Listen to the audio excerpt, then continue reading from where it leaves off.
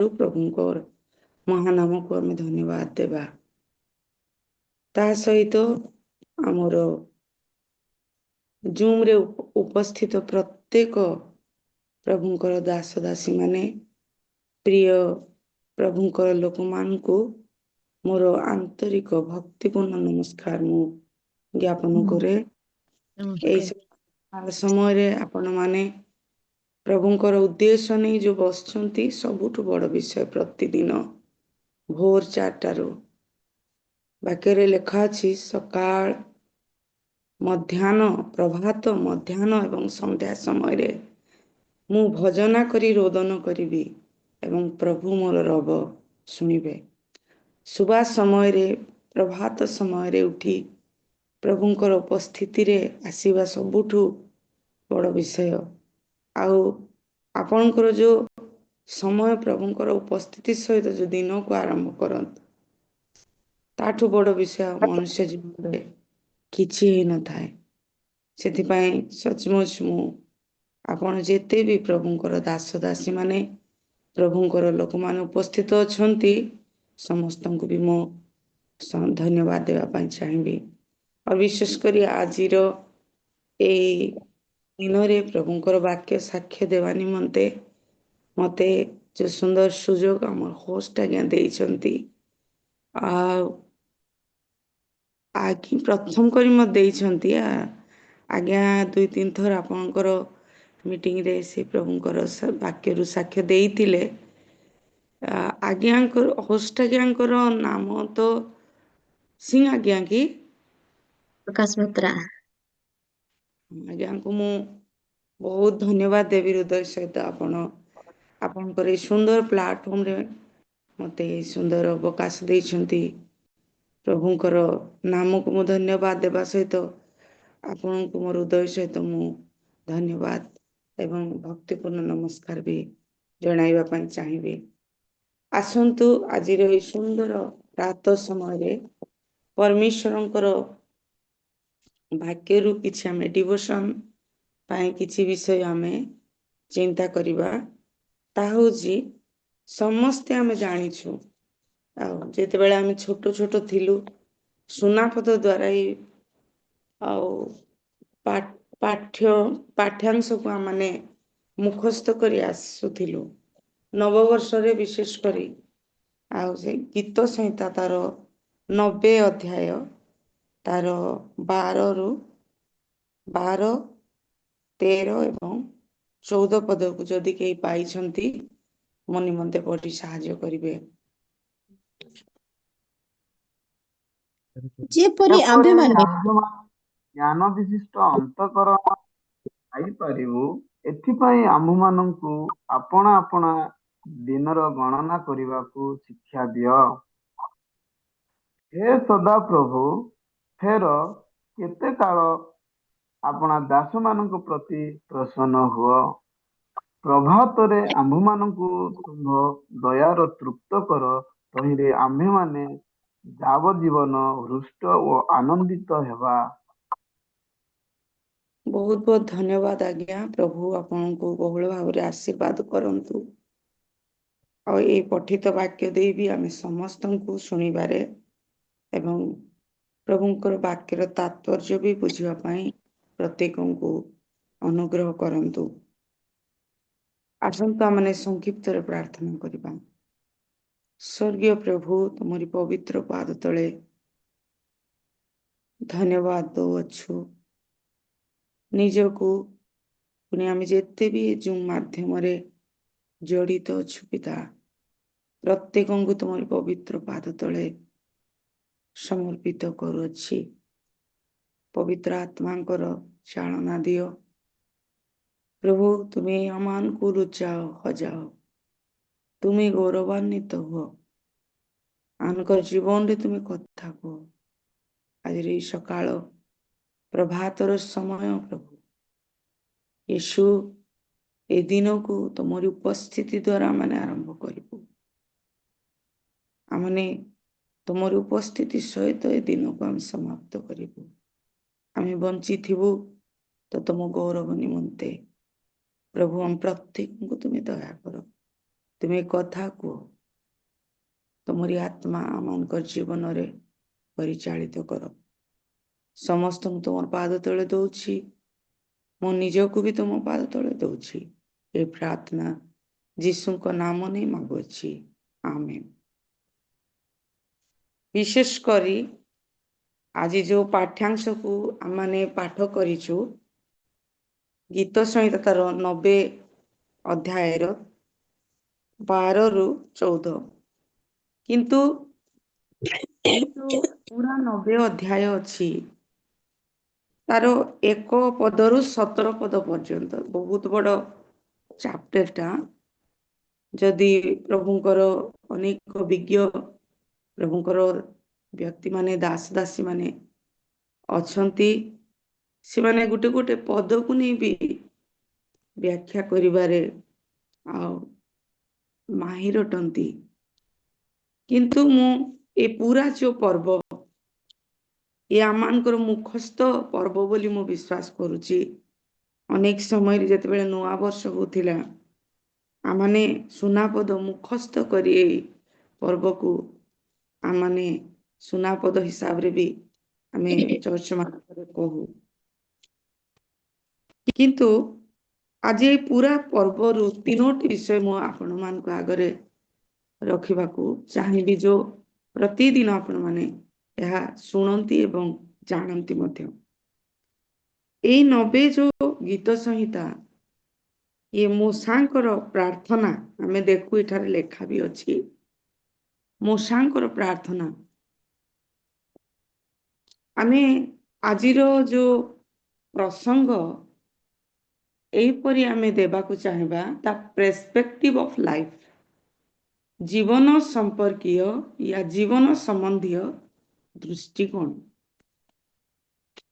ଯଦି ଆମେ ଏହାକୁ ସହଜ ଭାଷାରେ କହିବା, ଆମର ଜୀବନକୁ ଆମେ କିପରି ବୁଝିପାରୁଛୁ ବା ଆମେ କିପରି ତାକୁ ମୂଲ୍ୟାଙ୍କନ କରିପାରୁ। ଜୀବନରେ 2ଟି ଆଉ ପକ୍ଷ ଅଛି, ସୁଖ ଅଛି, ଦୁଃଖ ଅଛି, ସଫଳତା ଅଛି ଏବଂ ବିଫଳତା ଅଛି। କିନ୍ତୁ ଆମେ ତାକୁ କେମିତି ମୂଲ୍ୟାଙ୍କନ କରୁ, କେମିତି ଆମେ ତାକୁ କେଉଁ ଦୃଷ୍ଟିକୋଣ ସହିତ ଆମେ ତାକୁ ଦେଖୁ, ସେଇ ବିଷୟ ନେଇ ଆଜି ଆମେ ଅଳ୍ପ କିଛି ଆମେ ଚିନ୍ତା କରିବାକୁ ଯିବା। এই ଯେଉଁ ଗୀତ ମୂଷାଙ୍କର ରଚିତ, ମୂଷାଙ୍କର ପ୍ରାର୍ଥନା, ପ୍ରଭୁଙ୍କର କେତେକ ଦାସମାନେ କହନ୍ତି ମୂଷାଙ୍କର ମୃତ୍ୟୁ ନଜଦୀକ ନିକଟ ସମୟରେ, ମତଲବ ସେ ପରମେଶ୍ୱର, ଆମେ ଦ୍ୱିତୀୟ ବିବରଣରେ ବି ପଢୁ, ପରମେଶ୍ୱର ମୂଷାଙ୍କୁ ସେ ପର୍ବତକୁ ଡାକିଲେ, ତାପରେ ଆଉ ମୂଷା ତଳକୁ ଓହ୍ଲେଇ ନାହାନ୍ତି। ସେ ନିକଟବର୍ତ୍ତୀ ସମୟରେ এই ପ୍ରାର୍ଥନା ସେ ପରମେଶ୍ୱରଙ୍କ ନିକଟରେ କରିଥିଲେ ବୋଲି ଅନେକ ପ୍ରଭୁଙ୍କର ଦାସମାନେ, ପ୍ରଭୁଙ୍କର ଲୋକମାନେ ସେମାନେ ନିଜର ମତ ଦିଅନ୍ତି। କିନ୍ତୁ ଆଜି এই ଯେଉଁ ମୂଷାଙ୍କର ଯେଉଁ ପ୍ରାର୍ଥନା, ଏହାର এই ପ୍ରାର୍ଥନାରେ ମୂଷା 3ଟି ପ୍ରାଧାନ୍ୟ, ପୁରା 17 ପଦ ଅଛି। ଆମେ ସଂକ୍ଷିପ୍ତରେ ମୂଷାଙ୍କର 3ଟି ପ୍ରାଧାନ୍ୟ ବିଷୟକୁ ଆମେ ଦେଖିବା, ଯେଉଁ ମୂଷା ତାଙ୍କ ପ୍ରାର୍ଥନାରେ ଦେଇଛନ୍ତି। ପ୍ରଥମ ବିଷୟ ହେଉଛି ଗଡ୍ସ ଏଟର୍ନିଟି, ପରମେଶ୍ୱରଙ୍କର ଶାଶ୍ୱତତା, ଏବଂ ଦ୍ୱିତୀୟ ବିଷୟ ହେଉଛି ମେନ୍ସ ଟେମ୍ପୋରାଲିଟି, ମନୁଷ୍ୟର ସୀମିତତା বা ମନୁଷ୍ୟର ଅସ୍ଥାୟିତ୍ୱତା। और तृतीय विषय होची आर रिजिलेशन, मतलब रेजुलेशन, कि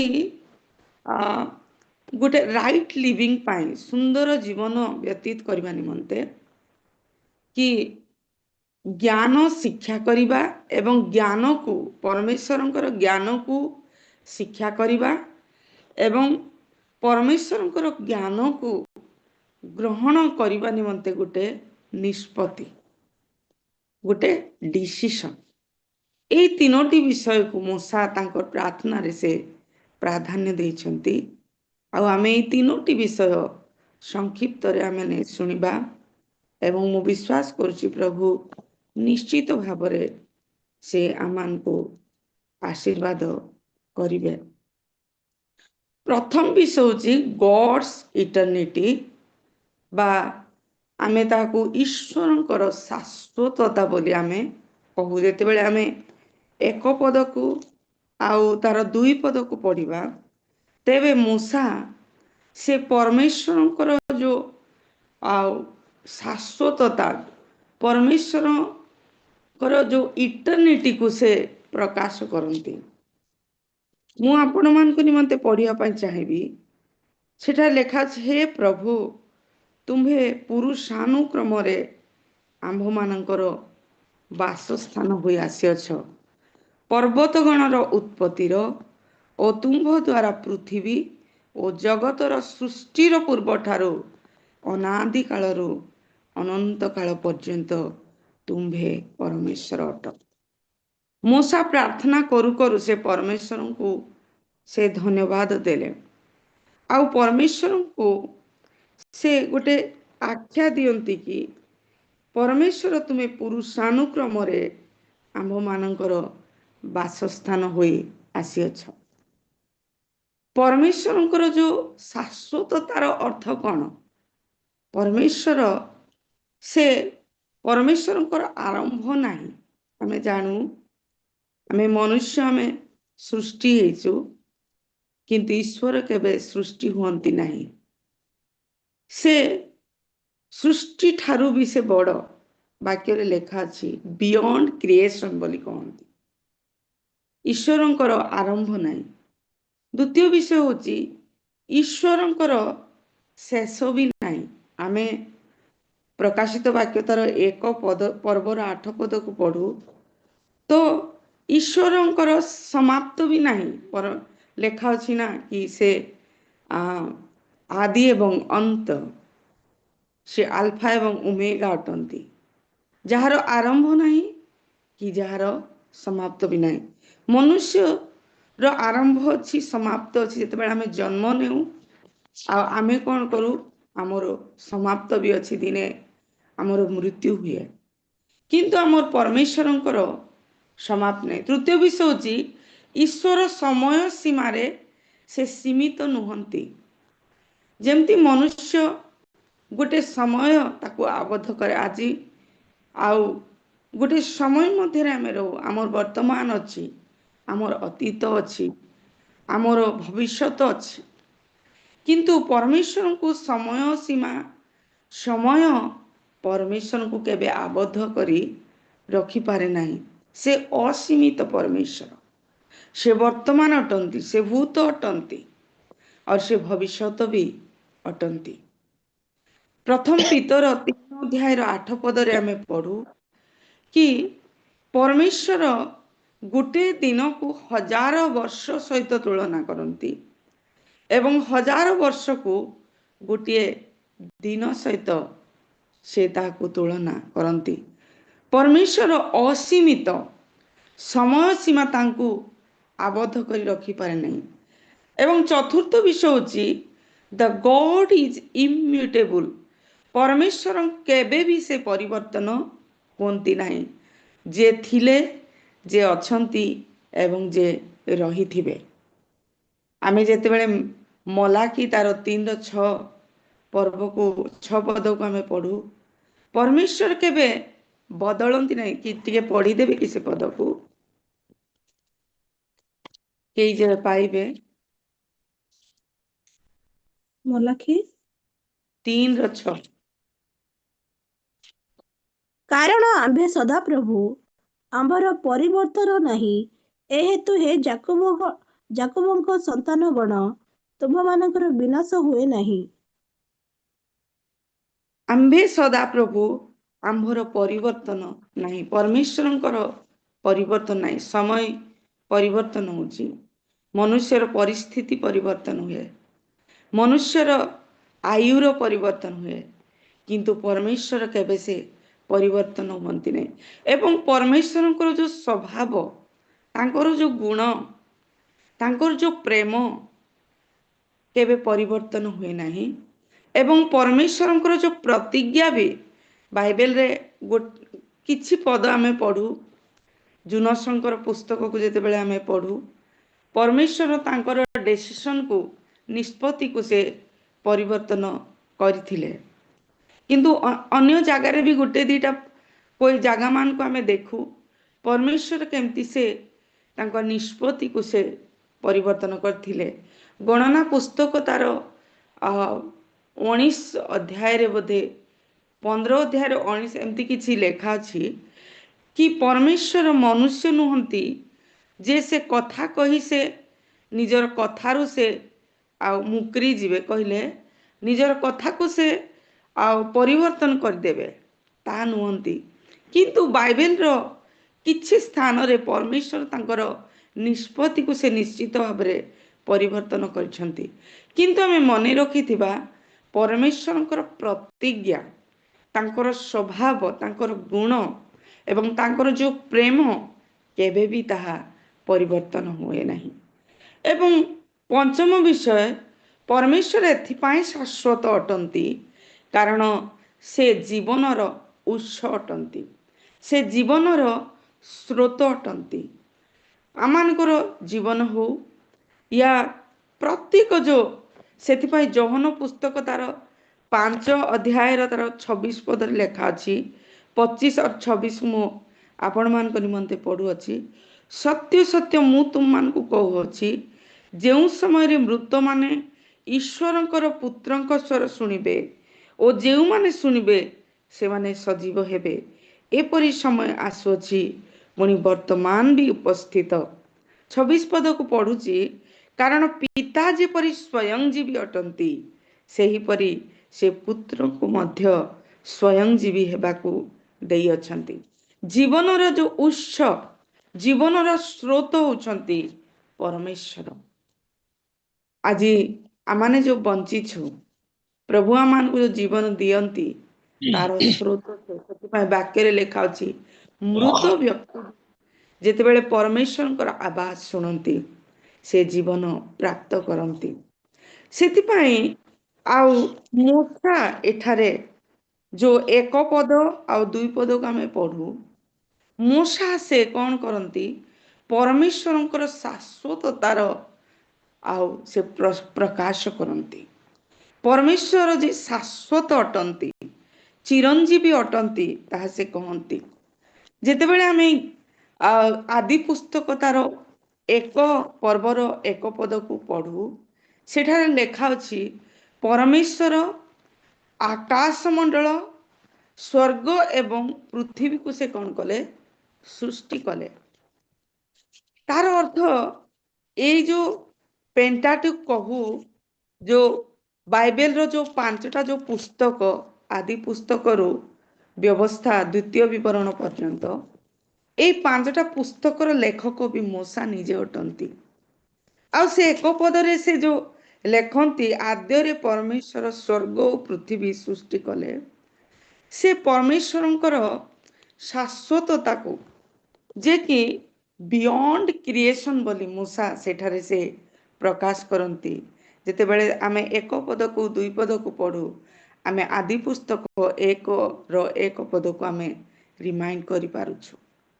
2 ପଦରେ ଲେଖା ଅଛି, ପର୍ବତଗଣର ଉତ୍ପତ୍ତିର, ତୁମ୍ଭ ଦ୍ୱାରା ପୃଥିବୀ ଓ ଜଗତର ସୃଷ୍ଟିର ପୂର୍ବଠାରୁ ଅନାଦି କାଳରୁ ଅନନ୍ତ କାଳ ପର୍ଯ୍ୟନ୍ତ ତୁମ୍ଭେ ପରମେଶ୍ୱର ଅଟ। ପରମେଶ୍ୱର ଅନାଦି କାଳରୁ ଅନନ୍ତ କାଳ ପର୍ଯ୍ୟନ୍ତ ସେ ପରମେଶ୍ୱର ଅଟନ୍ତି। ସେ ସୃଷ୍ଟି ଠାରୁ ବି ବଡ଼, ଯାହାଙ୍କୁ ମନୁଷ୍ୟ ନିଜର ଜ୍ଞାନରେ ଆଉ ନିଜର ବୁଦ୍ଧିରେ ସେ ଆଉ କମ୍ପ୍ରିହେଣ୍ଡ କରିପାରେ ନାହିଁ। ମତଲବ ପରମେଶ୍ୱରଙ୍କୁ ଆମେ ଆମର ମନୁଷ୍ୟର ସୀମିତ ଜ୍ଞାନ ଦ୍ୱାରା, ମନୁଷ୍ୟର ସୀମିତ ବୁଦ୍ଧି ଦ୍ୱାରା ଆମେ ପରମେଶ୍ୱରଙ୍କର ଅସ୍ତିତ୍ୱକୁ ସମ୍ପୂର୍ଣ୍ଣ ଭାବରେ, we cannot comprehend God, ସମ୍ପୂର୍ଣ୍ଣ ଭାବରେ ଆମେ ପରମେଶ୍ୱରଙ୍କୁ ବୁଝିପାରୁନଥିବା। କାରଣ ପରମେଶ୍ୱରଙ୍କର ଯେଉଁ ଶାଶ୍ୱତତା ଆଉ ଅଦ୍ଭୁତପୂର୍ବ, ଆମେ ଯେତେବେଳେ ଯୋହନ ପୁସ୍ତକକୁ ପଢୁ, ଯୋହନ ପରମେଶ୍ୱରଙ୍କର ଈଶ୍ୱରୀୟ ଗୁଣକୁ ସେ ପ୍ରକାଶ କରନ୍ତି। ପରମେଶ୍ୱରଙ୍କର त्रित्व ईश्वरत्व को आ परमेश्वरंकर मनुष्यत्व को से प्रकाश करती जेतेबेले मनुष्य तार सीमित ज्ञान रे बुझिबाकु चेष्टा करे बेले बेले आमे कौन करू आमे संपूर्ण भाव रे आमे बुझी पारि न थाउ एठारे मूसा परमेश्वरंकर से ईश्वरत्व को से अनुभव करि पारंती आमे जानू जेतेबेले मूसा एई विषय को से लेखंती से इस्राएल लोकमानक सहित से प्रांतर रे अछंती आउ आमे जानू समस्ते आमे विज्ञ हटू प्रभुंकर वाक्य कि प्रतिदिन से मनुष्य मानकर दुख को सुख को से अनुभव करुछंती प्रत्येक दिन केतेक प्रभुंकर दास कहती बोधे प्रत्येक दिन से मृत्यु को भी जीवन में देखुछंती आउ से मृत्यु केवल वृद्ध माने मरुथिले ताहा नुह बाक्य आमे देखुचु गोटे गोटे दिन रे हजार हजार लोक मानकर भी मृत्यु हेछि अनेक नौ नूतन जो युवक युवती मानकर छोट शिशु मानकर मृत्यु आउ प्राचीन मानकर मृत्यु प्रत्येकଙ୍କର मृत्यु को से देखि पारुछंती आउ एई प्रकार परिस्थिति रे कि प्रकार परमेश्वर सेमानकर सहवर्ती होछंती सेमानकर सुरक्षार स्थान होई आसुअछंती सेमानकु आपणार दक्षिणर हस्त रखी सेमानकु सुरक्षा प्रदान करुछंती आ मूसा तांकर जीवन रे से अनुभव करुछंती आमे जानू जेतेबेले मूसा को से आउ से जो से राजकुमारी रो पुत्र भाव रे से जलरु आकर्षित हेले आमे समस्त जानू आउ से जो पैलेस रे रहिथिबा समय रे मध्य जणे आउ एब्रिय लोक आ से पैलेस रे से मिस्रीय राजा फारो राजा को गृह रे तांकर से राजमहल रे से अछंती और कि प्रकार परमेश्वरंकर अनुग्रह को से जीवन रे प्राप्त होछंती सेतिपाई से कहंती कि परमेश्वर होछंती आमर पुरुषानुक्रम रे पीढ़ियों से पीढ़ियों तक से आमर बासस्थान से आमर सुरक्षार आ से स्थान अटंती ईश्वर आमर सुरक्षार आश्रय भय दुख और अनिश्चिततारु से आमान को रक्षा करती से ईश्वर होछंती से सदाकालीन निवास अटंती जीवन रे अस्थिरता भी अच्छी मनुष्य जीवन रे उतार चढ़ाव अच्छी दुख सुख अच्छी किंतु परमेश्वर आमे एबे भी आमे देखिलु कि से केबे परिवर्तन हुअंती नहीं से सदाकालीन निवास अटंती और से पीढ़ी और पीढ़ी पर्यंत से परमेश्वर अटंती से पूर्वर भी थिले से आज भी से ईश्वर अटंती और मूसा तांकर जीवन रे से अनुभव करंती प्रथम विषय तार 1 और 2 पद को जेतेबेले आमे पढुचु मूसा परमेश्वरंकर शाश्वतता को से प्रकाश करंती द्वितीय विषय जेतेबेले आमे 3 पदरु आमे 11 पद पर्यंत पढ़िबा तेबे से मनुष्यर सीमितता को मनुष्यर अस्थायित्व को से कौन करंती प्रकाश करंती जेतेबेले आमे तार 3 पद को पढ़ुचु सेठारे लेखा अछि तुम्हे मर्त्य धूली को लीन करूअछ पुणी कहुअछ हे मनुष्य संतान गण फेर मूसा मनुष्यर जीवनर अस्थायी को आमर जीवन रे अस्थायी किछि दिन पर्यंत सेतिपाई पितर भी कहंती तुम्भे माने ए पृथ्वी रे जणे कौन कि आउ मेहमान जैसे कौन जणे कुणिया परी तमे ये पृथ्वी को आसीच सेतिपाई तुमे आउ दिने तुमे एटा सब छाड़ी की चली जीव सेतिपाई ए जगत रे जो भी अभिलाष अछि जो पाप अछि ताठार तुमे बची रुह पहला पत्रस रे आमे ताहा देखिबा को पारो तो 3 रु 6 पद पर्यंत जेते बेले आपण पढ़िबे मूसा प्रकाश करंती कि जीवन रे आम जीवन कौन ଅସ୍ଥାୟୀ। ଆମେ ଦିନେ ଏ ଜୀବନ ଏଇ ଶରୀରକୁ ଛାଡ଼ି ଚାଲିଯିବ। ଆମେ ଦେଖୁ କେମିତି ସେ ଗୋଟେ ସୀସା ପରି ଫୁଟିଯିବ, ଗୋଟେ ଘାସ ପରି ଶୁଖିଯିବ, ଫୁଲ ପରି ଝଡ଼ିଯିବ। ବାଇବେଲରେ ଜୀବନର ଅନେକ ଉପମା ଦିଆଯାଇଛି।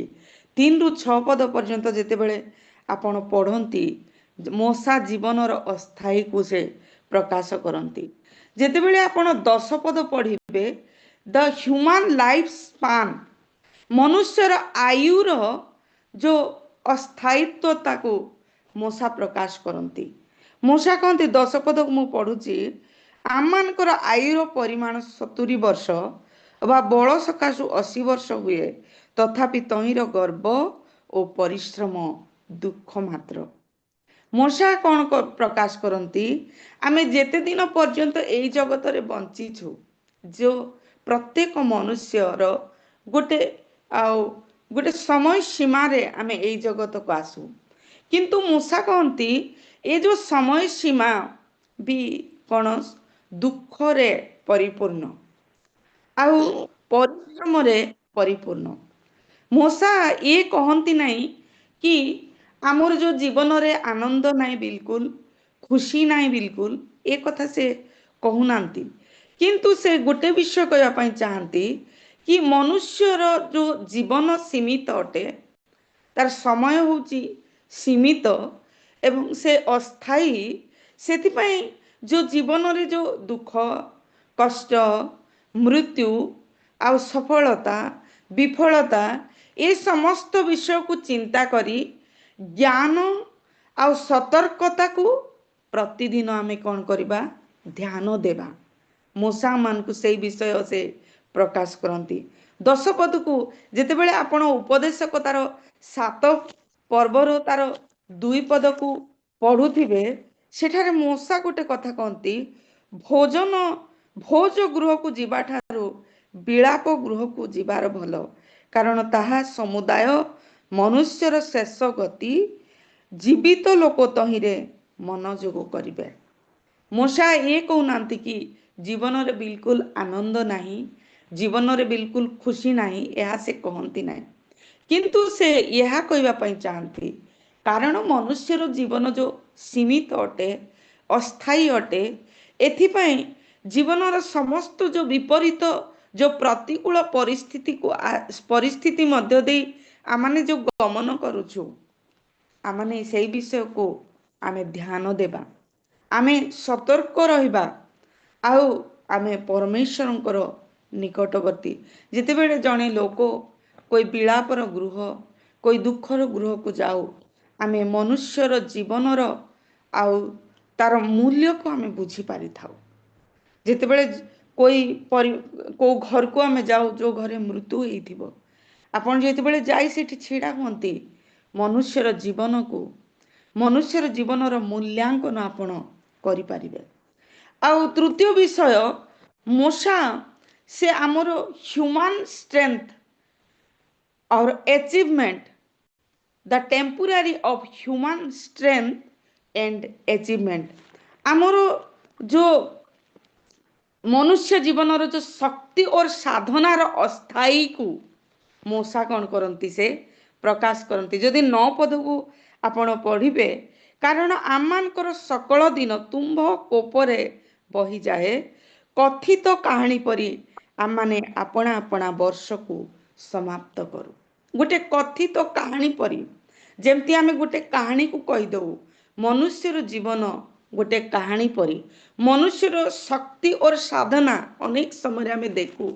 এই ପୃଥିବୀରେ ଅନେକ ବୈଜ୍ଞାନିକ ମାନେ ଆଜି ଠାରୁ କେବେ ଯେବେ ପର୍ଯ୍ୟନ୍ତ ଏ ପୃଥିବୀ ଥିବ, ସୂର୍ଯ୍ୟ ଏବଂ ଚନ୍ଦ୍ର ଥିବ, ତେବେ ପର୍ଯ୍ୟନ୍ତ ବୈଜ୍ଞାନିକ ମାନେ ସେମାନେ ଗବେଷଣା କରୁଥିବେ, ନୂଆ ନୂଆ ବିଷୟର ସେମାନେ ବିଷୟକୁ ସେମାନେ ଜାଣିବା ପାଇଁ। କିନ୍ତୁ ବାକ୍ୟ ପ୍ରକାଶ କରେ ମନୁଷ୍ୟର ଶକ୍ତି ବି, ମନୁଷ୍ୟର ସାଧନା ବି ଆଉ ଅସ୍ଥାୟୀ ଅଟେ। ମନୁଷ୍ୟ ସମ୍ପୂର୍ଣ୍ଣ ନୁହେଁ। ଆମେ ଯେତେବେଳେ କୋଭିଡର ପରିସ୍ଥିତି ଆସିଥିଲା, ମୁଁ ଅନୁଭବ କରିପାରୁଥିଲି କି ସମୁଦ୍ରର ଗହ୍ୱରକୁ ମନୁଷ୍ୟ ମାପି ସାରିଲା, ଏତେ ବୁଦ୍ଧି ସେ ଅର୍ଜନ କଲା। କିନ୍ତୁ ଯେତେବେଳେ କୋଭିଡ ସମୟରେ କାଶ ସର୍ଦ୍ଦି 7 ଦିନ 8 ଦିନ ହେଲା ଭିତରେ ମନୁଷ୍ୟ ବରଣ କରୁଥିଲା, କେତେ ଲକ୍ଷ କେତେ ଲୋକ ପୁରା ବିଶ୍ୱରେ, ଆଉ ସେ ବିଷୟକୁ ଧରବାଟା ବୈଜ୍ଞାନିକ ଡକ୍ଟର ମାନଙ୍କର ବି ରିସର୍ଚ୍ଚର ମାନଙ୍କର ଆଉ ହାତର କାମ ହେଇପାରିନଥିଲା। ଆମେ ଜାଣିପାରୁଛୁ ମନୁଷ୍ୟର ଅସ୍ଥାୟୀ ଆମର ଶକ୍ତି, ଆମର ସାଧନ। ଆମେ ପୃଥିବୀରେ ଯଦି ଆମେ ଦେଖୁ, ଇତିହାସକୁ ପଢୁ, जो ଗ୍ରୀସର ସାମ୍ରାଜ୍ୟ ହଉ, ରୋମର ସାମ୍ରାଜ୍ୟ ହଉ, जो ଆଲେକ୍ଜାଣ୍ଡର ଥିଲେ, या जो କାଇସର ଅଗଷ୍ଟ ବାଇବେଲରେ ଆମେ ପଢୁଛୁ, ଏମାନଙ୍କର ସାମ୍ରାଜ୍ୟ ପୁରା ବିଶ୍ୱକୁ ସେମାନେ ନିଜର ନିୟନ୍ତ୍ରଣରେ ରଖିଥିଲେ। କିନ୍ତୁ ଆଜି ଯଦି ଆମେ ସେମାନଙ୍କର ସାମ୍ରାଜ୍ୟ ଉପରେ ଚିନ୍ତା କରୁ, ଆଜିର ପରିସ୍ଥିତି ନାହିଁ। ଯଦି ବର୍ତ୍ତମାନର ସୁପର ପାୱାରକୁ ଆମେ ଦେଖିବା, ଯେଉଁମାନେ ଅଛନ୍ତି ଆପଣମାନେ ବିଜ୍ଞ ଅଟନ୍ତି, ଜାଣନ୍ତି, शायद ଭବିଷ୍ୟତରେ ଏମାନେ ନଥିବେ। ଆପଣ ମନେ ରଖିଥିବେ, human effort is limited and fleeting. ସୀମିତ ପ୍ରତ୍ୟେକ ବିଷୟ, ଆମର ଶକ୍ତି ବି, ଆମର ସାଧନ ବି, ଆମର ରିସର୍ଚ୍ଚ ବି, हर विषय प्रत्येक विषय, आमर शासन काल भी सीमित अटे। आउ प्रकाशित वाक्य रे आमे देखू, ए पृथ्वीर शासनकर्ता माने सीमित अटंती, किंतु आमानकर परमेश्वरंकर शासन चिरस्थायी अटे, वाक्य प्रकाश करे। और चतुर्थ विषय होची ह्यूमन सिक्योरिटी एंड कंट्रोल, सुरक्षा। मनुष्यर जो सुरक्षा एवं मनुष्यर जो नियंत्रण भी कौन अस्थायी बोली तार 11 पद को जिते बड़े आपण पढ़िबे, मोसा से प्रकाश करती स्पष्ट भाव में, ह्यूमन प्रोटेक्शन इज टेम्पोरारी। आमर जो सुरक्षा, आमे निज निजरू आमे निजको आमे सुरक्षा दे पारिबा ना। 121 गीत संहिता को जिते बड़े आपण पढ़ुथिबे, परमेश्वर जो साहाय्य करती, जो चिर स्थायी सुरक्षा प्रतिदिन से ही रक्षाकर्ता अटंती। मनुष्य आमानकर जीवन को हो, आमानकर कौनसी विषय आमे निजे आमे सुरक्षा आमे करि परिबा ना। मोर प्रिय प्रभुंकर लोक माने, प्रभुंकर वाक्य रे आमे देखू मनुष्यर अस्थायी। मु आपण मानकु 4टी विषय कहली। गोटे होची ह्यूमन लाइफ, गोटे होची ह्यूमन लाइफ स्पान, आयुर जो समय। तृतीय विषय ह्यूमन स्ट्रेंथ एंड अचीवमेंट, शक्ति एवं साधना। द्वितीय विषय और चतुर्थ विषय होची सुरक्षा एवं नियंत्रण। ये समस्त विषय कौन अस्थायी बोली मूसा प्रकाश करती। किंतु ये समस्त विषय, ये असीमितता मनुष्य जीवन रे कहीं आसिला, यार पछरे कि पाप। आमे जानू 11 पद को जिते बड़े पढ़ू, तुम्भ क्रोधर प्रबलता तुम्भ प्रति उपयुक्त भय प्रमाणे तुम्भर कोप को किए बुझी पारे। ये जो भी विषय आमर जीवन रे आमे घटुची, मनुष्य जीवन रे जो होउची, ये सबू तार पछरे ये मनुष्यर अनाज्ञाबहता, मनुष्यर पाप। आमे जानू मनुष्य केबे भी से परमेश्वर को भी बुझी पारे नहीं। द्वितीय विषय, से निजकू निजे भी से आमे किए, दुईटा विषय मु कहबा चाहूँगी। परमेश्वर किए ताहा भी आमे बेले बेले कौन सबु बेले आमे बुझी पारुनु। द्वितीय विषय, आमे निजे किए अटू ताहा भी आमे बुझी पारी न थाउ। केते केते जन कहती जो इमोशनल इम्बैलेंस है ना, आमर इमोशनल जो इम्बैलेंस मतलब असंतुलन, असंतुलन कहवा को गले आमर जो असंजमी बोली भी कहि पारिबे। केते लोक भावंती असंजमी जो मनुष्य जीवन रे ता पाप बोली। आउ केते के लोक भावंती जो साइकोलॉजिकल डिसऑर्डर, आजिर जो मॉडर्न जुग ना, आमे पाप को निज निजर भाषा आमे परिभाषित करू किंतु षष्ठ भाव आमे जानू परमेश्वरंकर आज्ञा लंघन एवं परमेश्वरंकर विरुद्ध रे विद्रोहाचरण ही पाप हवा आदम जो करिगले परमेश्वरंकर आज्ञा लंघन कले आउ पीढ़ी से पीढ़ी तक आमानकर जीवन रे आउ सेटा आमे कौन करूचु डेभलप करूचु से पाप मनुष्य जीवन रे आउ आज आमर जीवन रे जो समस्या आसीची ये सबू ता पछरे पाप ही मुख्य कारण आज आमानकर आउ जीवन रे आमर व्यक्तिगत जीवन रो समस्या हो आमर जो the problem of family the problem of personal life हो द प्रॉब्लम ऑफ फैमिली हो पारिवारिक समस्या हो या आमर जो रिलेशनल जो समस्या आज अनेक परिवार भितर आपण देखंतु क्रिश्चियन परिवार मान को भितर भी आउ सुंदर सहभागिता नहीं माँ बापा आउ पिला मानकर संपर्क आपण देखंतु स्त्री पुरुष मान को भितरे जो संपर्क विषय आपण देखंतु मंडली मानकरे आमर मंडली जो मंडली को परमेश्वर किनी छंती रक्त देई से मंडली मान को केते निजस्व करिछंती आज से मंडली मानक मध्यरे भी समस्या आपण देखंतु जो सोसाइटी रे समाज रे आपण कौनसी विषय अजणा नुहंती समस्त विषय जानते आज ए सब जो समस्या जो परिस्थितिर आमे सम्मुखीन होचु यह पछरे कौन पाप मन रखिथिबा जेतेबेले आमे पाप को सठिक भाव रे बुझी पारुना सेतेबेले आमे कौन करूछु पाप जो सांघातिक डेडली सीन बोलुछु या द डेडली रिजल्ट को आमे कौन करि पारनु जेतेबेले आमे बुझी पारुनु आमे से गर्त रे पड़ी जाउछु आ से गर्तर उठवाटा से प्रॉब्लम को समाधान करवाटा भी मनुष्य जीवन रे बहुत मुश्किल जाए एथिपाई गोटे विषय मन रखिथिबा पाप को सठिक भाव रे चिन्हट करिबा पश्चाताप करी परमेश्वरंकर निकटवर्ती हेबा पई प्रोत्साहन दिए आमे आमर जीवन रे जो भूल होची आमर जीवन रे जो पाप होची जाने अनजाने बेले बेले आमे जानी की करूछु बेले बेले आमर अजणात रे भी आमे पाप करूछु किंतु जिते बेले आमे जानी पारुछु ताहा हमकु कौन करे पश्चाताप करिवा पाए अनुताप करिवा पाए परमेश्वरंकर निकट को फेरी आसिया पाए प्रोत्साहन दिए सेथिपाई आम निजर भूल को न जानिबा आमानकर जीवन रे गोटे सांघातिक विषय आउ आज आमानकर जीवन रे हो परिवार रे हो आमर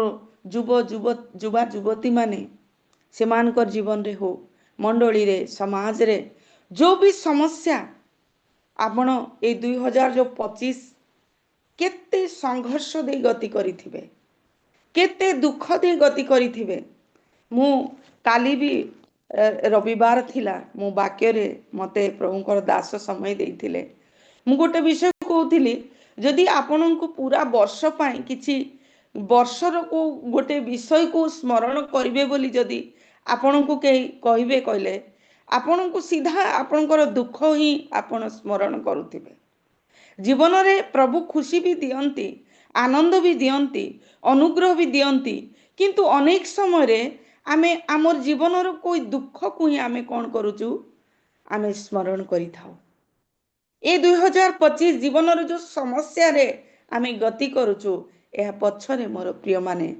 पाप ए जीवन रो जो संघर्ष भी से ता पछरे पाप ही सेथि पाए आज जो 12 पद रु 13 14 17 पद पर्यंत भी आपण जदि देखिबे मूसा कोन करूछंती परमेश्वरंकर ज्ञान को शिखिबा निमंते एवं परमेश्वरंकर ज्ञान को प्राप्त करबा निमंते से प्रतिज्ञा से निष्पत्ति नियंती मु 10 मिनिट रे मु समाप्त करिया पई चाहिबी कि परमेश्वर ज्ञान को प्राप्त मोर प्रिय माने आउ मोसा कहती कि प्रभु कि मोर दिन को गणिबा पाई मते शिखाओ। मन रखिथिबे दिन गणना करिया पाई ईश्वरंकर शिक्षा आवश्यक कि कारण ईश्वरंकर जो ज्ञान को शिखिबा मनुष्यर स्वाभाविक बुद्धि हुए नहीं, किंतु मनुष्य ईश्वरंक निकटरे एक नम्रता सह आमानकु शिखिबाकु हेबो। जेतेबेले आपण तार आउ 14-15 पद को पढ़ती सेठार एपर लेखा अछि, जेते दिन आमानकु दुख देइअछ, जेते वर्ष आमाने अमंगल देखिअछु, तदनुसारे आमानकु आनंदित कर। एठारे मोसा तांकर ब्रोकेननेस, तांकर भांगी पड़िबाटाकु आमे देखि पारुछु। मूसा निज हृदय रे से भांगी पड़ती, निजकु से नम्र करती। आमे देखू मूसा को पृथ्वी रे मूसा परी नम्र लोक केही नाहंती बोली बाइबल प्रकाश करे। मूसा से निजर ब्रोकेननेस से संपूर्ण समर्पण से कहती, आमे दुख भी देखिचु प्रभु, कष्ट भी देखिचु, एहा पछे आम निजर पाप ही अछि, सेथिपाई मनुष्य तुमर कोपरे तुमर क्रोधरे से छिड़ा ही पारे ना।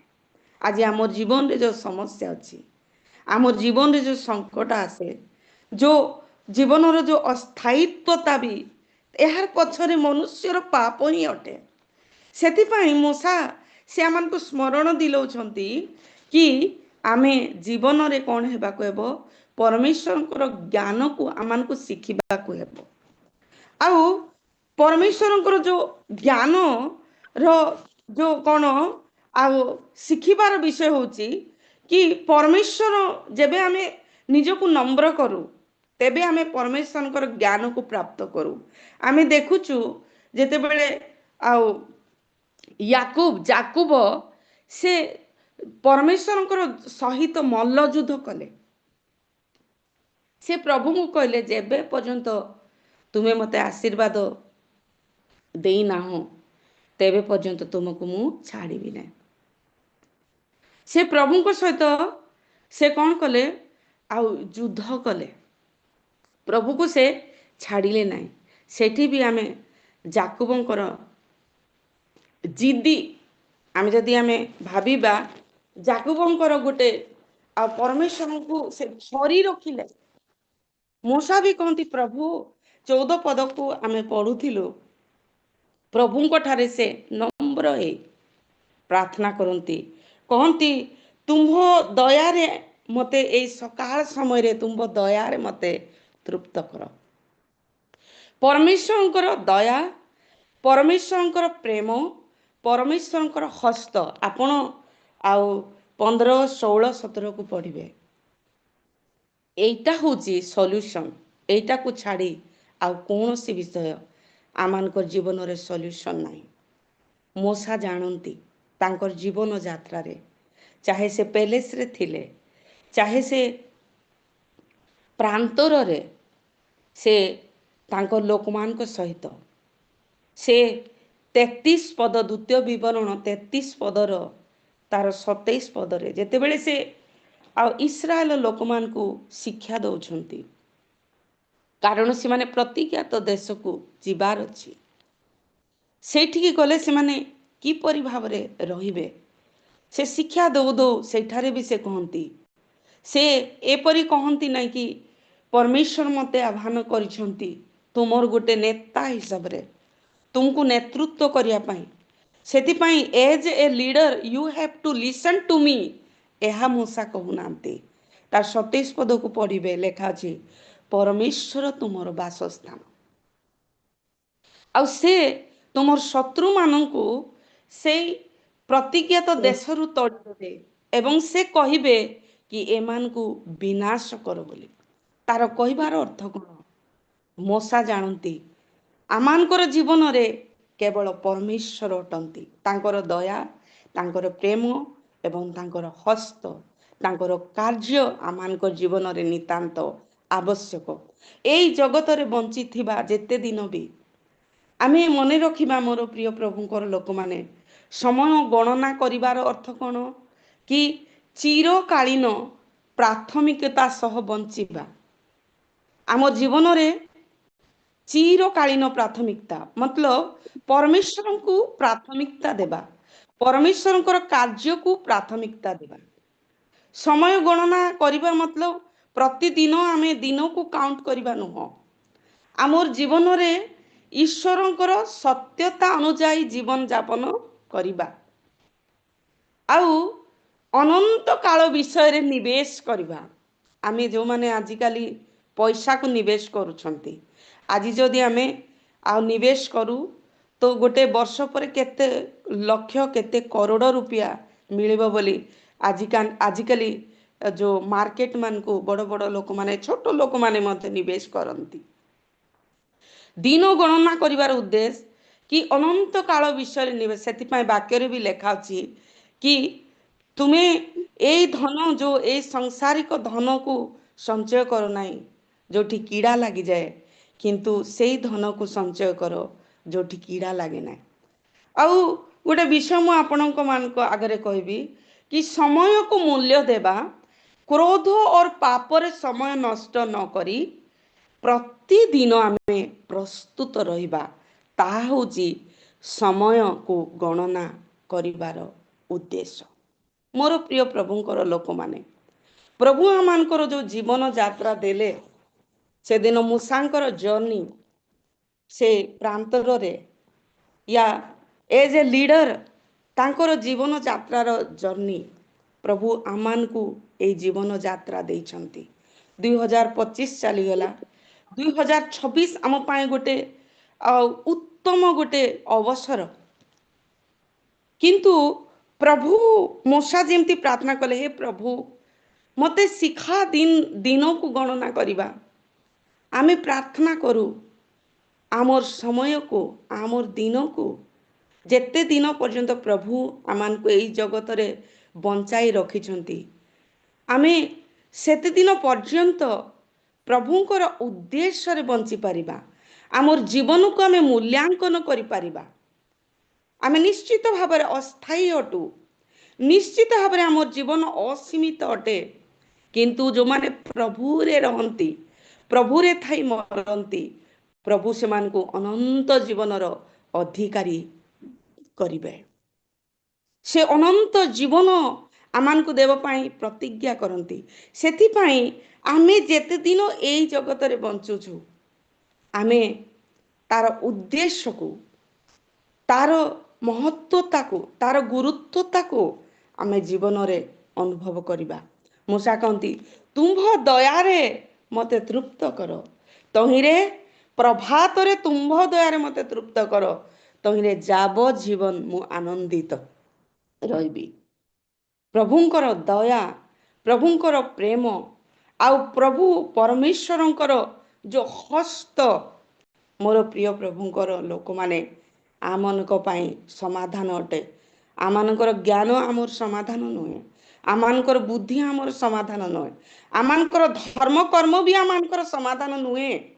ମନୁଷ୍ୟ ଆଉ ନିଜର ଧର୍ମ କର୍ମ ଦ୍ୱାରା ସେ ପରମେଶ୍ୱରଙ୍କର ଉଦ୍ଧାରକୁ, ପରମେଶ୍ୱରଙ୍କର ପରିତ୍ରାଣକୁ ସେ ପ୍ରାପ୍ତ ହୁଏ ନାହିଁ। ଏ ପରମେଶ୍ୱରଙ୍କର ଯେଉଁ ପରିତ୍ରାଣ, ପରମେଶ୍ୱରଙ୍କର ଯେଉଁ ଉଦ୍ଧାର ପରମେଶ୍ୱର ଆମମାନଙ୍କୁ ବିନା ମୂଲ୍ୟରେ ଦିଅନ୍ତି। ଆଉ ସେଇ ବିନା ମୂଲ୍ୟରେ ପ୍ରାପ୍ତ କରିବା ନିମନ୍ତେ ପରମେଶ୍ୱରଙ୍କର ଦୟାକୁ ଅପେକ୍ଷା କରିବା ହିଁ ଆମମାନଙ୍କର ସମାଧାନ ଅଟେ।